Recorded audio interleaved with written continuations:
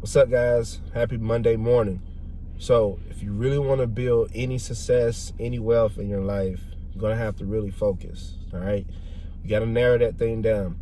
What happens is we go too broad, too fast. We want to be diversified from the start. It's really not a great idea to be diversified from the start. It's because already you're going in with the mindset that, hey, this may not work. Well, we already know that a lot of things may not work, but we need to put our attention and focus on that one thing. So I'm about to show you something. Imagine if you were looking to have a child, all right? With from a man's standpoint, from the woman that you're with, you better have a child. She's pregnant. Yeah, you can use the same thing and say, hey, this is really risky for me banking on you having a healthy child. So what I'm going to do is I'm going to go out here and I'm going to get 10 other women pregnant so I can increase my odds of success. Now, in some cultures, they really do believe in that. And that's the reason why they have multiple women to increase the survival rate of a healthy child coming into existence.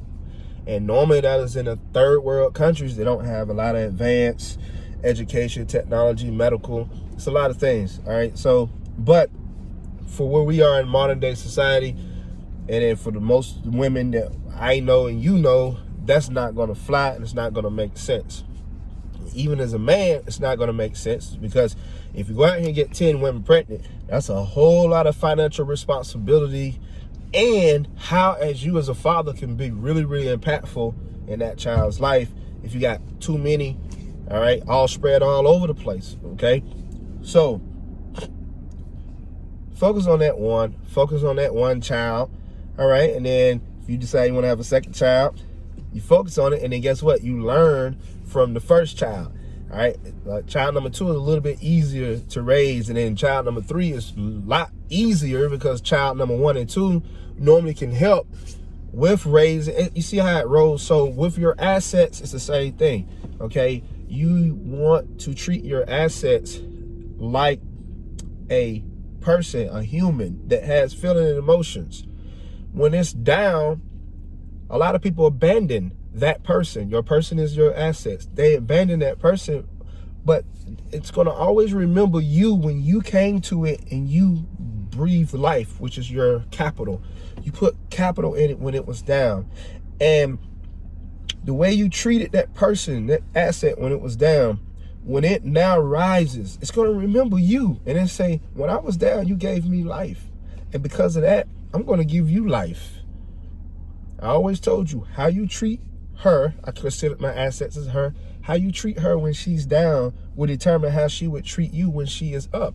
And if you're a female, you can reverse it and say whatever you want as a man, all right? So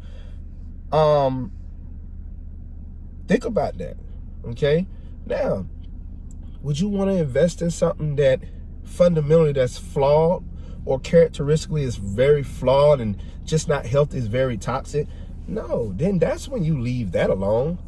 But a lot of times these assets, it has nothing to do with them, but it has something to do with everybody around them that has a different opinion or outlook on that particular person.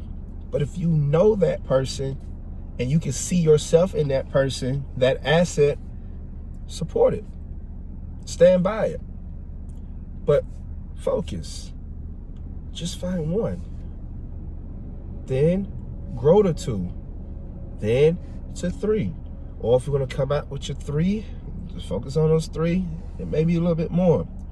But to come out here and say, I want to buy this, and then you don't even have enough time and energy to do all the research that you need to do and understanding what that project really, really does and how it operates, and you know its cycles and how it moves. All right, so I hope that video helps. I have a wonderful, wonderful day.